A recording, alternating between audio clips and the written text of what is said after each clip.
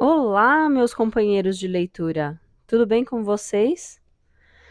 Quinta-feira, mais uma quinta-feira, mais um dia de leitura de A Menina que Não Sabia Ler, volume 2. Ai, gente, estamos acabando esse livro. E já tô com projetos para a próxima leitura de quinta-feira, hein? E também uma próxima leitura extra, vamos dizer assim. Como é que vocês passaram essa semana? Para quem vem aqui só para ouvir a história da menina que não sabia ler? E como é que vocês passaram o dia? Para quem vem da leitura de ontem, quarta-feira, a coleção Ramsés. Também estamos finalizando o segundo volume, já passamos da metade, faltam menos de 15 capítulos para a gente terminar. Bom, eu não vou ficar enrolando mais não tô com paciência mais de ficar enrolando no começo da leitura, mas eu vou agradecer a presença de todos vocês, a companhia de cada um de vocês aqui nessa leitura. Muito obrigada por me acompanharem. E se vocês estão gostando, por favor, continuem deixando o seu like, continuem comentando, continuem compartilhando e, se possível, lógico, se inscreva no canal. Um grande beijo para vocês e vamos começar. Capítulo 27. O hospital estava agora transformado, sem o aspecto triste e monótono de todos os dias. As atendentes andavam ocupadas colocando correntes de papel e enfeites, produzindo uma espécie de alegria triste. Era tão estranho, tão em desacordo com o lugar no resto do ano. Na sala do dia, uma das pacientes que sabia tocar piano tinha começado a ensaiar músicas natalinas, preparando-se para o entretenimento que era oferecido às internas todos os anos no dia de Natal. Quando começava a tocar uma melodia, as outras acompanhavam cantando a letra, ou em alguns casos uma letra inventada, com sucesso musical variado. A maioria murmurava ou resmungava, cantando horrivelmente fora do tom. Algumas delas, no entanto, cantavam muito bem.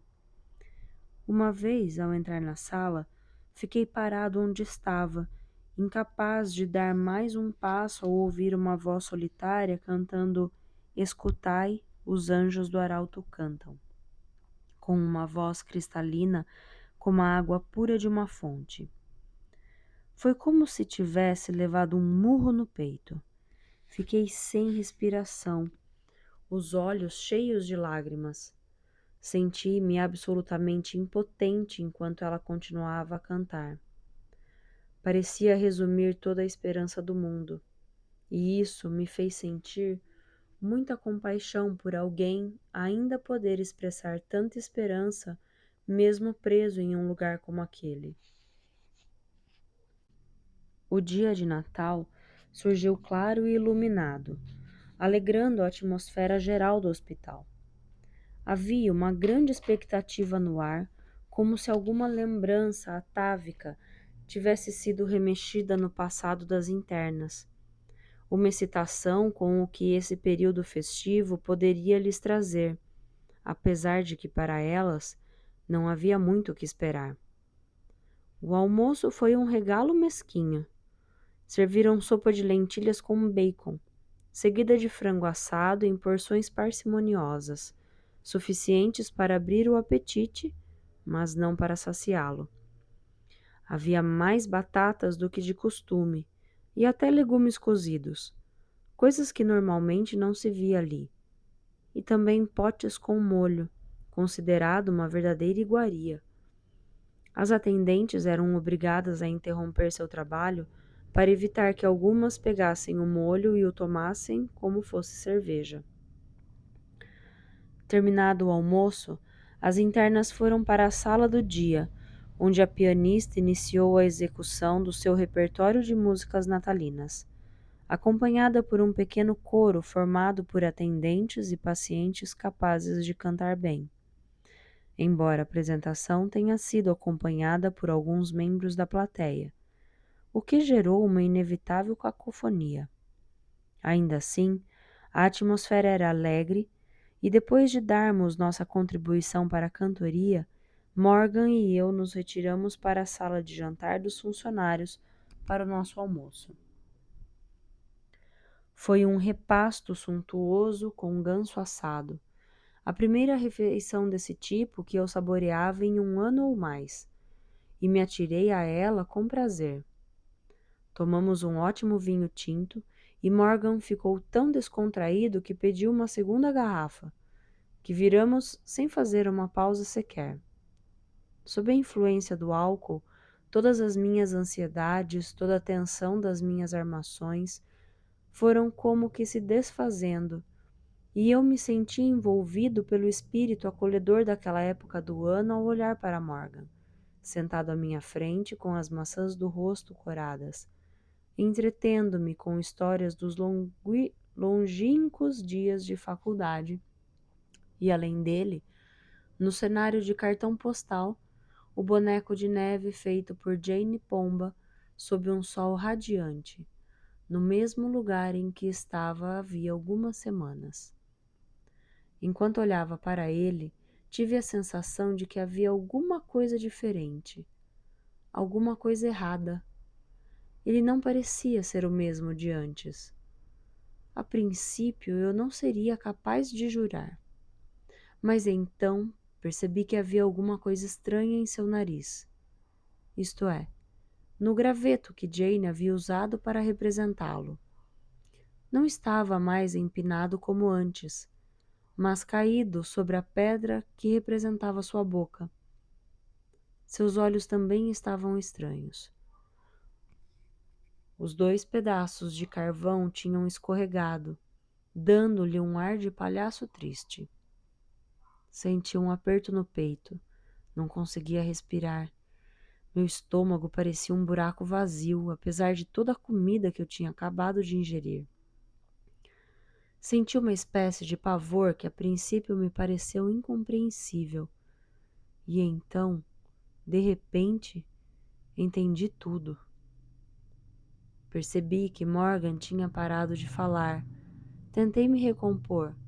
Ele estava olhando para mim. Santo Deus, homem, o que foi?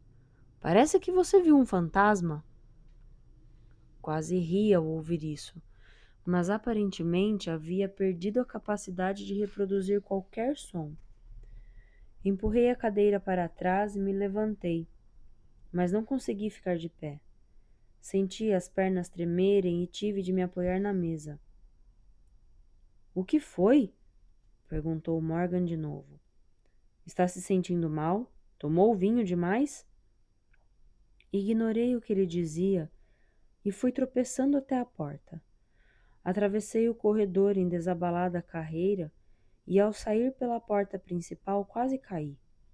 A superfície coberta pela neve estava escorregadia. Antes não estava assim. Cambaleando e me apoiando na fachada do edifício, eu me aproximei do homem de neve. Podia ouvir ao longe a voz de Morgan, chamando-me de volta. Olhei para o boneco de neve e ele parecia estar zombando de mim.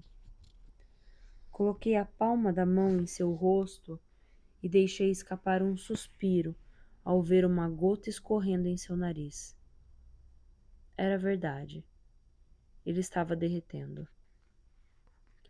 Morgan tinha vindo atrás de mim e parou ao meu lado. O que é que está vendo com você, Shepard? Por que está agindo dessa forma? Não pode ser. Não pode. Isso não poderia estar acontecendo agora. Não pode ser verdade. Mas era. O desgelo estava começando. Morgan colocou o braço em torno do meu ombro de maneira surpreendentemente carinhosa e me virou para que eu não visse o homem de neve. Depois me levou de volta para dentro do prédio. Estava escurecendo. Em meio ao silêncio mortal, eu conseguia ouvir o barulho dos pingos caindo dos galhos enquanto passávamos. Ao chegarmos à porta da frente, perguntei a Morgan. O gelo deve durar até fevereiro, não? Foi o que o senhor me disse, que sempre ia até fevereiro. Ele sorriu sem graça, tentando me tranquilizar. Bem, falei baseado em minha experiência anterior. Não sou um especialista em clima. O gelo costuma durar até fevereiro, mas não é incomum a temperatura começar a subir antes disso. É muito raro, posso lhe garantir. Hoje tivemos um dia excepcionalmente quente, mas se o degelo vai continuar ou não, ninguém pode saber. Vamos torcer para que isso aconteça. Olhei para ele como se estivesse louco. Por dentro, fui recuperando os sentidos aos poucos, o suficiente para me preocupar com o que poderia ter dito. Repassei tudo mentalmente. Não estava inteiramente seguro, mas tinha certeza quase absoluta de que não havia deixado escapar nada. Quando voltamos para a sala de jantar, Morgan me ajudou a sentar e me serviu um copo de conhaque. Já ia pegá-lo, pois estava tremendo e precisando muito de algo para acalmar os meus nervos, quando tive o bom senso de recusar. Obrigado, senhor, mas não. Acho que já bebi demais por hoje. Não estou acostumado. Minha família sempre foi muito severa em relação à sobriedade. Não sei por que me ocorreu essa reação. Foi absolutamente fortuita, mas despertou a simpatia de Morgan. Sinto muito, eu não sabia. E fui enchendo seu copo durante todo o almoço. Deveria estar mais atento às suas inclinações, Quaker. Não é sua culpa, senhor. Eu mesmo deveria estar mais atento e ir com calma. Nem sei como me desculpar por meu comportamento, não sei o que deu em mim. Não precisa exagerar, meu velho. Todos nós bebemos um pouco mais além da conta uma vez ou outra. Ele olhou para mim, examinando-me por alguns segundos, e depois olhou pela janela. Foi alguma coisa ligada ao Homem de Neve, não foi? Algo que o deixou contrariado? Acho que me lembrou um palhaço, disse eu. Eu não o suportava quando era criança. Tinha muito medo. Até hoje não consigo ir a um circo por causa deles. É mesmo? Muito estranho. O que poderia ter causado isso? Disse ele, erguendo uma das sobrancelhas e me observando com um interesse forense. Eu estava em pânico. Consegui fingir uma aparência de normalidade diante de Morgan, mas não foi fácil. O constante pingar do gelo derretendo nos galhos das árvores era uma tortura que dificultava minha concentração em qualquer outra coisa. De vez em quando ouvíamos o barulho de neve caindo do telhado e batendo no chão. Por fim, aleguei uma dor de cabeça por causa do vinho e pedi sua licença para me retirar. Precisava ficar sozinho. Tinha de encontrar uma saída para a armadilha em que havia me colocado. Precisava encontrar uma forma de escapar antes que a neve se transformasse em água e revelasse o corpo da falecida Caroline Adams para o mundo. Depois que escureceu, saí e observei os gramados ao redor até onde podia enxergar sob a luz do luar. Após o pôr do sol, o tempo havia ficado mais frio. Seria ilusão ou a frequência dos pingos havia diminuído realmente? Contornei o edifício e olhei na direção em que a senhorita Adams esperava, deitada pela ressurreição. A luz era muito fraca para enxergar tão longe, mas fiquei aliviado com o fato de as camadas mais profundas de neve não terem diminuído em nada. Calculei que devia haver pelo menos 1 metro de neve por cima da senhorita Adams, e imaginei que isso levaria algum tempo para derreter. Pelos meus cálculos, teria um dia ou 2, pelo menos, mesmo que a temperatura continuasse elevada. Ao voltar, Ocorreu-me que com toda aquela preocupação eu havia me esquecido de Jane Pomba, que devia ter tido um dia bastante solitário. Eu lhe havia sugerido que vestisse seu velho uniforme e se juntasse às outras pacientes para participar das celebrações do dia, mas ela havia ficado horrorizada com a ideia. Jamais voltarei para aquele lugar, senhor, disse ela com raiva, nem mesmo por um dia, nem por uma hora ou um minuto, nem por um único segundo. Não sou uma delas. Por isso, havia passado o dia de Natal sozinha. A única nota relativa ao período de festas eram os livros de Natal, de Charles Dickens, que eu havia encontrado na biblioteca e deixara com ela para que pudesse ver as ilustrações. Era o que ela estava fazendo, sentada junto à janela. Meu homem de neve está derretendo. Foi a primeira coisa que disse e eu senti um arrepio. Bem, ele não iria durar para sempre, disse eu, fazendo-me de forte, mas confesso que esperava tê-lo conosco por mais tempo. Aproximei-me e parei ao seu lado. Ficamos olhando para a figura que se desmanchava lá fora. Era uma visão sombria. Ela ergueu o livro na minha direção. O senhor teria tempo para ler um pouco para mim? Não consigo entender a história, por mais que tente. Só consegui ver que termina com uma refeição de Natal. O livro era um conto de Natal. Jane, aconteceu algo mais importante. Precisamos nos planejar. É alguma coisa ruim? O senhor parece preocupado. Sim, receio que sim. Tive uma conversa com o Dr. Morgan a respeito da sua recuperação e receio que ele não tenha reagido da maneira que esperávamos. O livro escorregou de suas mãos e caiu no chão. Nenhum de nós tentou pegá-lo. Mas ele concorda que o principal motivo para eu estar aqui era a minha falta de memória? Comecei a caminhar pelo quarto, em parte para pensar, mas também para evitar que me olhasse diretamente nos olhos. Você pode pensar assim, mas essa não é a maneira como ele vê as coisas. Ele insiste que esse foi apenas um entre muitos fatores que o fizeram acreditar que você está louca. Diz que isso não seria suficiente para trazer uma paciente até aqui. Mas como pode? Olhei de esguelha para ela e vi que estava olhando diretamente para mim. Era como se estivesse sendo interrogado em um tribunal. Tive de baixar os olhos de novo e voltar a andar.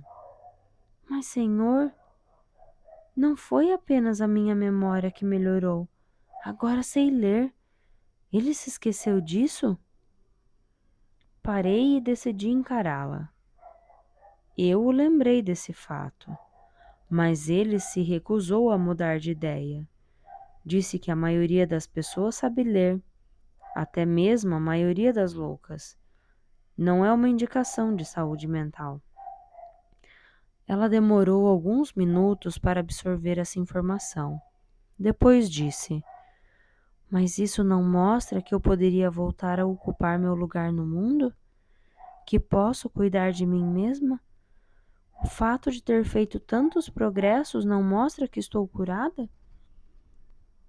Eu me aproximei dela. Abaixei-me e apoiei um dos joelhos no chão, segurando a sua mão, e disse: O problema é esse, Jane. Foi o que não percebi quando decidimos que você fingiria que sabe ler. Quando decidimos inventar seu passado. Morgan nunca permitiria que alguém se curasse. Isso contraria o seu credo. Ele acredita num possível autocontrole, mas na cura, jamais. Ninguém consegue sair desse lugar.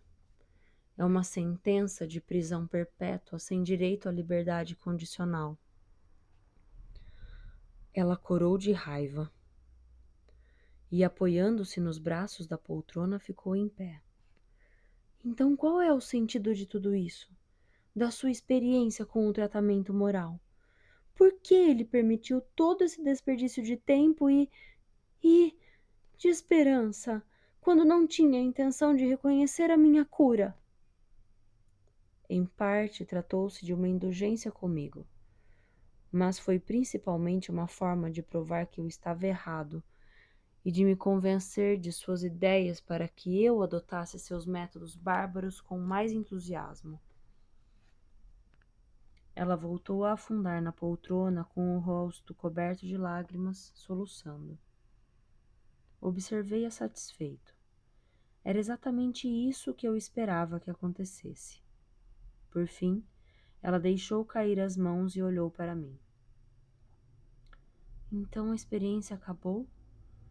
Vou voltar para o meio das outras? Fiz que sim com a cabeça. Ela mordeu o lábio, esforçando-se para conter outra crise de choro, incapaz de falar. Depois do que me pareceu uma eternidade, ela sussurrou. Quando? Assim que terminar o período de festas. Depois que todos os funcionários que tiveram licença voltarem. Em alguns dias. Senhor, sei que não conseguirei suportar isso. Eu não suportarei um único dia.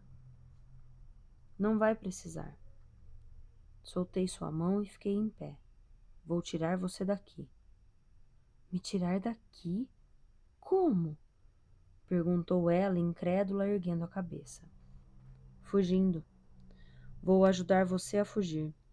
Iremos embora daqui juntos. Ela olhou para mim. Mas como ficaria sua situação com Morgan? Isso lhe custaria o seu emprego.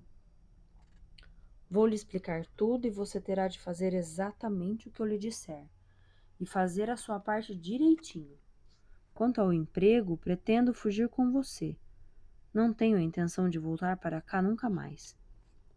O senhor faria isso por mim? Mas por quê? Não entendo por que abriria a mão de tudo para me ajudar. Eu ri. Vim para cá para ajudar as pessoas, porque pensei que esse era o trabalho de um médico. Mas descobri que sou inútil. Não. Pior do que isso.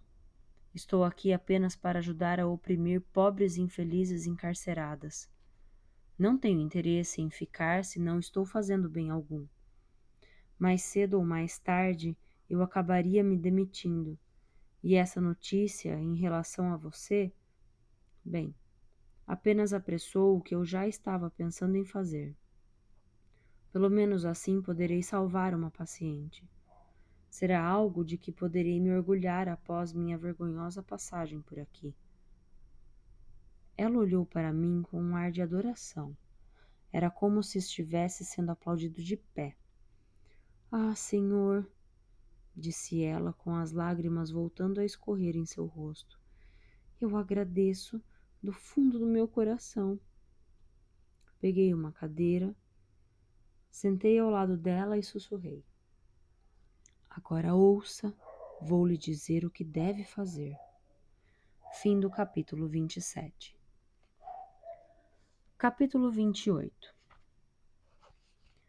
Quando terminei de explicar meu plano a Jane, já passava da hora do início da refeição noturna das pacientes, e naquela noite era eu o encarregado da supervisão. Passei antes no meu quarto, onde peguei o pesado atiçador de ferro do fogo da lareira.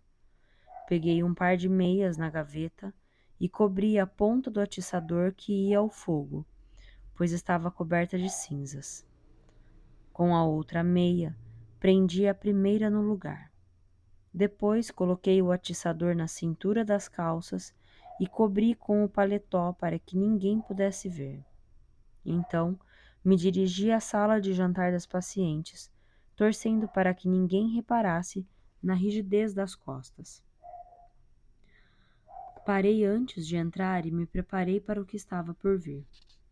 Eu precisava exibir uma expressão impassível.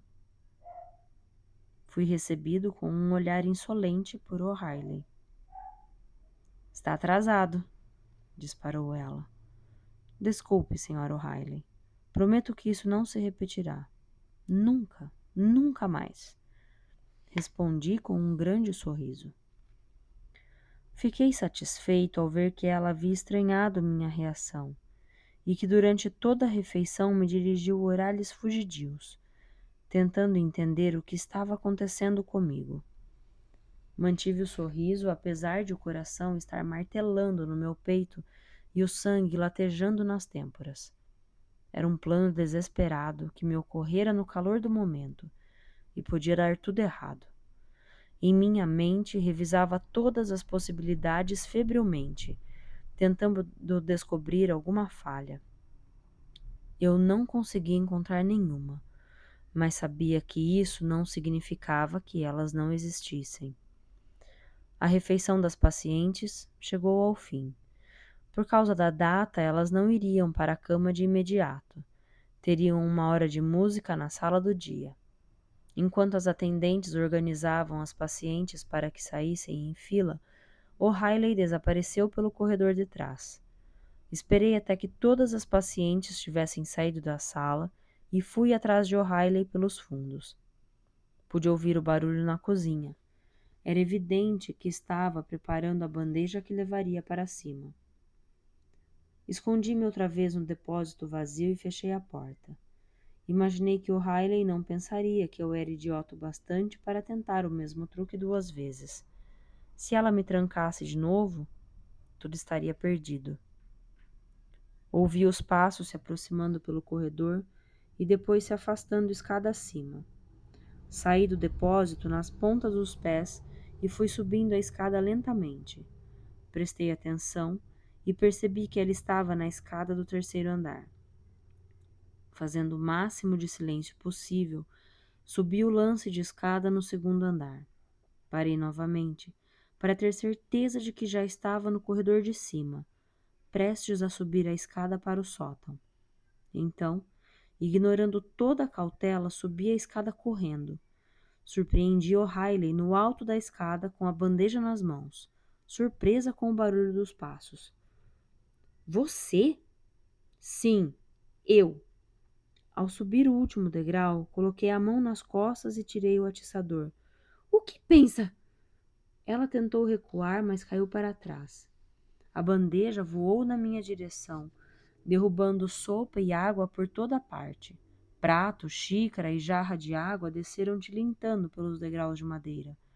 Quando o barulho finalmente cessou, ficamos olhando para uma maçã solitária que foi rolando como uma bola até desaparecer escada abaixo. Vim para lhe dar o tratamento que você merece, gritei erguendo o atiçador. Ela se virou e tentou chegar à escada, justamente o que eu queria que fizesse. Acertei-a na nuca com o atiçador. Bati com tanta força que pude ouvir o osso se quebrando. Foi tudo tão repentino que ela não teve tempo sequer de gritar, desabando na escada com um barulho surdo e um gemido abafado. Examinei sua nuca e fiquei satisfeito ao ver que a meia havia impedido qualquer corte, o que encaixaria perfeitamente na minha história.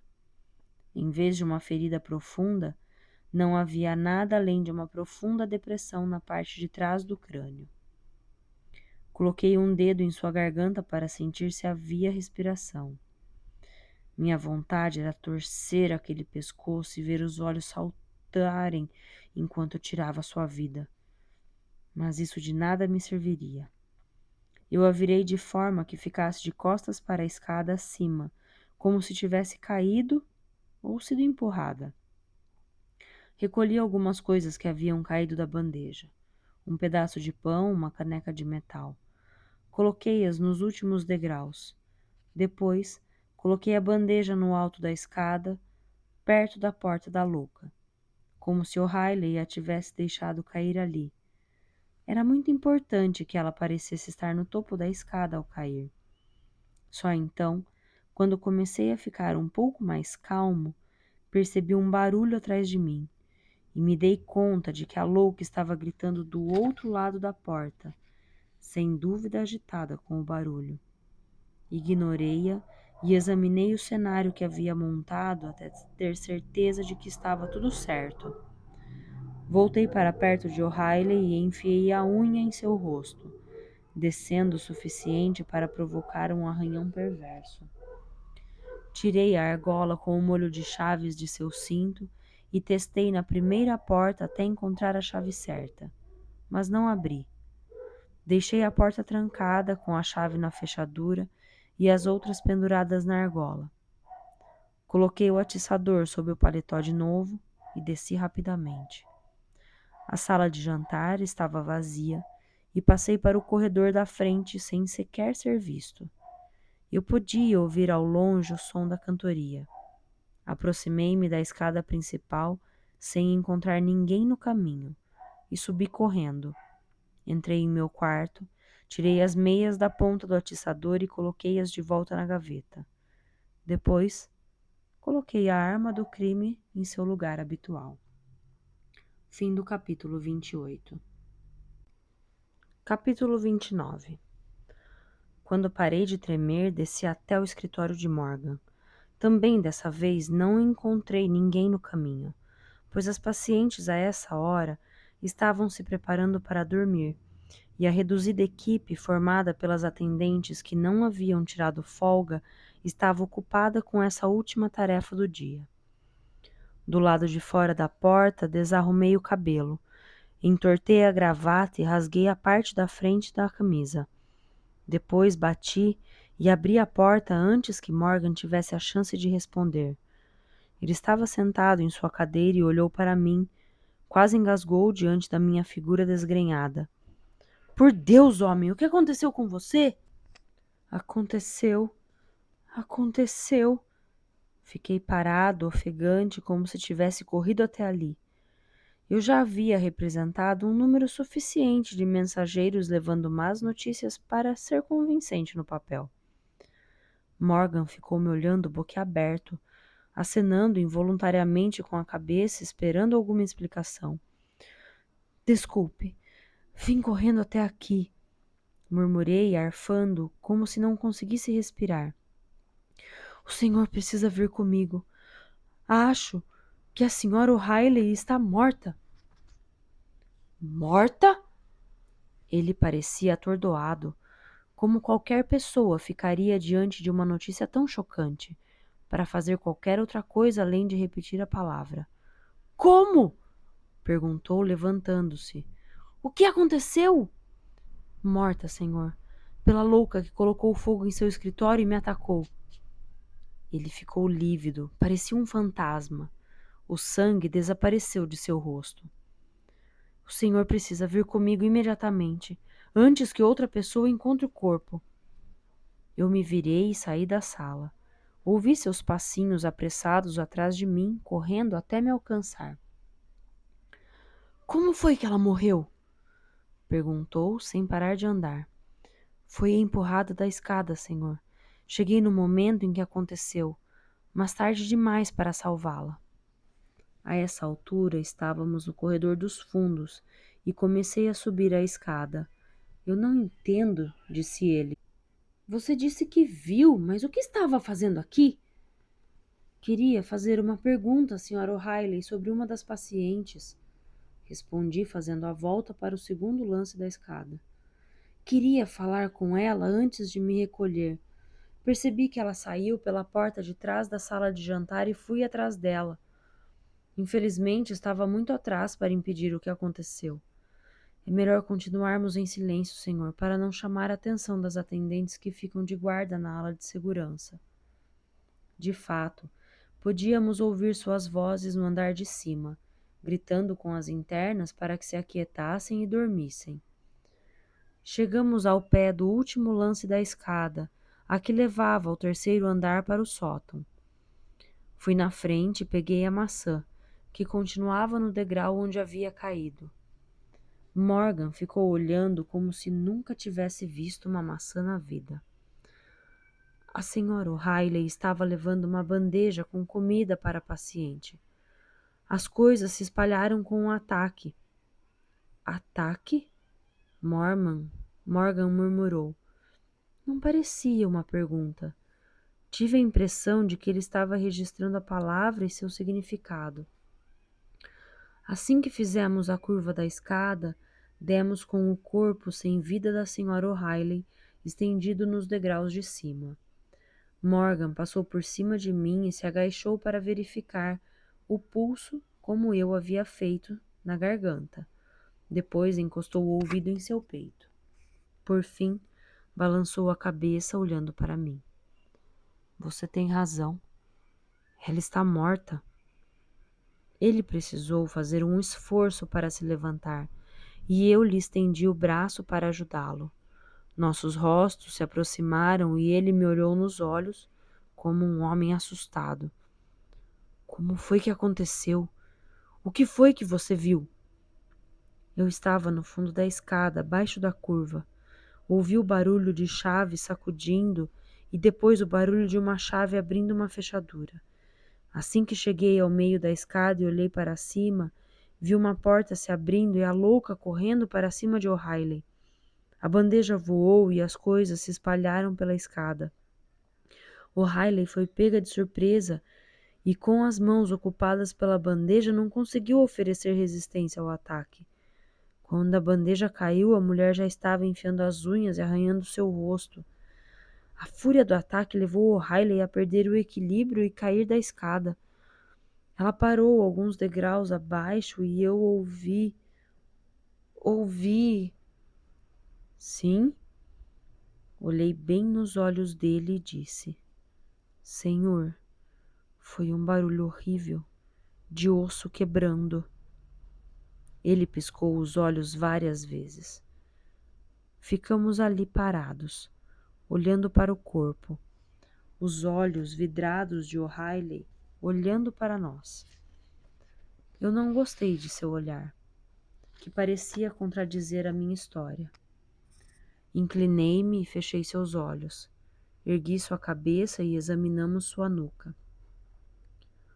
Parece que fraturou no choque com a madeira da escada. Antes que eu pudesse responder, ouvimos um barulho na porta acima. Morgan olhou naquela direção.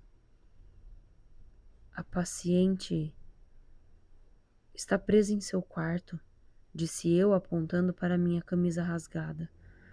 Tive um pouco de dificuldade. Ela estava realmente furiosa, mas consegui dominá-la e trancar a porta novamente. Morgan ficou olhando para a porta longamente. Depois se virou, sentou no degrau, segurando a cabeça entre as mãos. Que confusão! Que confusão terrível! É verdade, senhor. Falei com uma voz complacente. A senhora O'Reilly era... Bem, longe de mim falar mal de uma pessoa morta. Ela era uma mulher dura, mas não merecia ser assassinada. Que mentiroso, pensei. Se havia uma bruxa que merecia morrer, era aquela que agora jazia na escada diante de mim. Não é disso que eu estou falando. Você não sabe o que significa isso. Sei mais do que pensa, senhor, disse eu calmamente. Sei que aquela mulher é sua esposa. Como sabe disso? Morgan perguntou, virando a cabeça no mesmo instante. Era a única explicação para mantê-la escondida? Ele piscou os olhos algumas vezes, esforçando-se para conter as lágrimas. Eu a amei por 23 anos. Ela estava sempre tensa, desde a primeira vez que a vi. Seus olhos pareciam sempre um pouco selvagens, apesar de nunca ter visto loucura neles. Pensava até que era muito romântico quando eles lampejavam como fogo. Ah! Ele parou para enxugar a lágrima que escapara dos olhos marejados. Os primeiros anos do nosso casamento foram, bem, maravilhosos, eu diria. Ela era uma mulher muito apaixonada, mas tinha um temperamento muito forte e seus ataques foram ficando cada vez mais intensos e difíceis de controlar. Ela me desgraçou em público mais de uma vez com seus gritos e linguagem inadequada. Ele fez uma pausa, como se estivesse revivendo aquelas situações dolorosas e precisasse de um tempo para se recuperar. Com o tempo, ela foi perdendo a razão. Dizia coisas sem sentido, afirmava que estava sendo perseguida, que estava sendo atacada por fantasmas. Ela os via em toda parte. Tornou-se violenta durante seus acessos de raiva, cada vez mais, até chegar ao ponto de se tornar um perigo para si mesma e para os outros, e precisar ser internada. Mas o Senhor não pôde interná-la.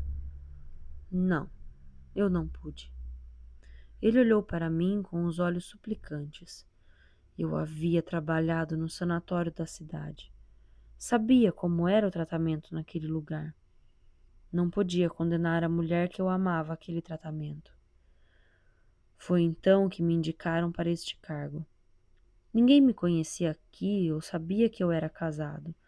Por isso eu a trouxe e a mantive escondida.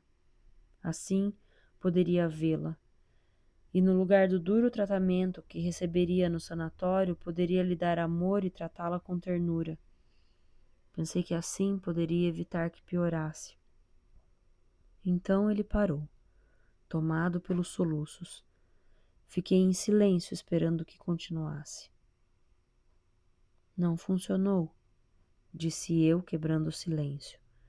A ternura não funcionou, e ela ficou cada vez mais louca e violenta. Sim, sussurrou ele. É por isso que o senhor não aceita o tratamento moral? Porque não funcionou com ela? Sim. Ela foi tratada com toda gentileza e consideração, mas foi piorando, ficando cada vez mais louca. A contenção física era a única maneira de mantê-la sob controle. E O'Reilly tornou-se sua cúmplice para esconder tudo? Eu precisava de alguém para cuidar dela, alguém em quem eu pudesse confiar, alguém que mantivesse a boca fechada e que fosse forte o bastante para lidar com ela. Fiz um acordo com O'Reilly.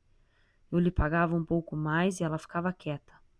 É claro que algumas funcionárias sabiam ou ouviam os boatos a respeito dessa louca misteriosa, mas ninguém sabia quem era ela ou por que estava aqui. O'Reilly era confiável e discreta.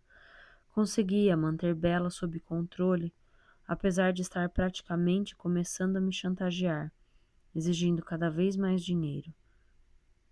Mas qual a necessidade de tanto segredo? Por que ela precisava ficar escondida? Ele pareceu surpreso com a pergunta. Não é óbvio, homem? Um psiquiatra que não consegue sequer administrar a doença mental de sua própria esposa? O que é que as pessoas iriam pensar se eu desse a ela um atestado de insanidade? O que aconteceria com a minha reputação? E o que é que as pessoas diriam se a vissem aqui? Que a esposa do médico-chefe era a paciente mais louca do hospital. Por isso o senhor assumiu o risco de trancá-la desse jeito? Assumiu o risco e de nada adiantou, disse ele, balançando a cabeça. Agora terei de assumir a culpa. Acabou. Minha carreira está acabada. Tudo porque tentei agir corretamente em relação à pessoa que eu amava. Foi isso que levou à morte de O'Reilly. Estou acabado. Exausto, ele se levantou pesadamente e se arrastou escada abaixo. Espere, há uma saída. Ele parou e se virou para mim cautelosamente. O que você quer dizer? Bem, sou a única pessoa que sabe como Riley morreu. Não vejo nenhuma necessidade de mais alguém saber. Afinal, de que serviria isso? Sua esposa não pode ser responsabilizada legalmente, pois não está em seu juízo perfeito. O que está feito está feito. Seria outra tragédia se isso também acabasse com o bom trabalho que está realizando aqui. O que você está dizendo? O'Reilly morreu ao cair da escada. Não precisa ser esta escada. Se a levarmos até a escada principal, ninguém saberá se ela foi ao encontro da morte em outro lugar. Somos médicos. O senhor pode assinar o atestado de óbito e eu ratificarei. Está sugerindo que falsifiquemos um atestado de óbito? Esse é o ponto. Não estaremos fazendo isso. A causa da morte foi a queda da escada. Não é mentira. Ele não disse nada. Senti que ele devia recuar. Era um homem tão correto, tão exigente, tão apegado às regras. Pense no seu trabalho, em tudo que fez aqui e que irá se perder. Não pense em si mesmo. O Senhor deve isso ao hospital, a todas as suas pacientes. Acha mesmo que o que faço aqui é mais importante do que a verdade? É claro! Quem poderia discordar? Além disso, que bem traria a verdade? O senhor perderia seu emprego, a sua esposa teria de ser levada embora de qualquer maneira. Levada embora? Mas é claro, o senhor não poderia mantê-la aqui. Podemos fazer tudo certo dessa vez, se concordar com o meu plano. Porém, cedo ou tarde, ela poderá fazer algo parecido novamente. Mesmo que não leve esse fato em consideração, o senhor teria de encontrar outra pessoa para substituir O'Reilly. Precisaria de alguém para cuidar dela, alguém em quem pudesse confiar seu segredo. E pode não ser tão fácil. Ele ficou pensando, mas não disse nada. Senhor, sua esposa precisa ser mantida em um lugar seguro. Ela precisa ser levada para o sanatório da cidade. Não sei se posso. Independentemente do que faça, é onde ela irá acabar. Assim, poderia ir sem o peso do rótulo de assassina. Ele colocou a cabeça entre as mãos novamente, pensando no assunto. Senhor, disse eu por fim, eu me ofereci para ajudá-lo a ocultar a sequência dos eventos ocorridos aqui. Só farei isso se concordar com a transferência imediata de sua esposa, ou seja, no próximo barco, amanhã pela manhã. Podemos tirá-la daqui sem que ninguém perceba. Assim, se fizerem perguntas sobre a morte de O'Reilly, se houver algum tipo de investigação, ela nem sequer estará neste local. Ele continuou em silêncio. Senhor, insisto para que ela saia daqui amanhã de manhã. Ele ergueu os olhos. Mas ainda sofrerei a pecha de ter uma esposa louca e violenta. Não, senhor, já pensei nisso. Nós a enviaremos não como sua esposa, mas como uma paciente fictícia. Podemos criar um relatório e fazer anotações sobre uma paciente que inventaremos. Ninguém saberá. Sim, sim, isso pode funcionar. Então ele engasgou. Mas isso significaria que eu não poderia vê-la novamente. Pensei a respeito. Não necessariamente. Como médico, o que o impediria de visitá-la no sanatório da cidade para ver como está sua antiga paciente? Não haveria nada de suspeito nessa atitude e qualquer coisa que ela dissesse durante as suas visitas seria considerada alucinações de uma maluca. Ele empalideceu ao ouvir essa palavra. Senhor, a outra alternativa dará no mesmo. Se contarmos o que aconteceu aqui esta noite, ela será levada para longe do Senhor de qualquer maneira. Não é um plano ruim. Como disse, o mal já está feito. Ninguém poderá trazer a pobre O'Reilly de volta. Precisamos nos preocupar com outras coisas e com o meu trabalho neste lugar. Farei isso por um bem maior. Ele fez uma pausa. Há um problema. Como poderíamos colocá-la no barco? O'Reilly era a encarregada dessa tarefa. Eu a levarei. O senhor assina a autorização e eu a levo no barco. Ela estará fora da ilha antes que as pessoas descubram o que aconteceu com O'Reilly. Ele acenou com a cabeça. Ela terá de ser levada em uma camisa de força. Caso contrário, você não conseguirá controlá-la. Está certo. Agora vamos até o escritório criar nossa história para ela. Quando todo mundo estiver dormindo, voltaremos e levaremos o Riley para a escada principal. Amanhã de manhã, uma das atendentes a encontrará, enquanto ainda estivermos na cama. Já teremos colocado a Sra. Morgan na camisa de força. Meia hora antes da saída do barco, o senhor reunirá toda a equipe para falar sobre o infeliz acidente que pôs fim à vida da Sra. O'Reilly. Enquanto todos estiverem reunidos, levarei sua esposa para o barco. Deixaremos a ilha sem que ninguém saiba. Enquanto terminava de falar, percebi que estava olhando para mim estranhamente. Estou impressionado, Shepard. Nunca teria me passado pela cabeça que você seria capaz de imaginar, bem, um plano tão diabólico e com tanta rapidez. Mas tem tudo para dar certo. Vamos lá. Vamos preparar o relatório dessa paciente. Fim do capítulo 29.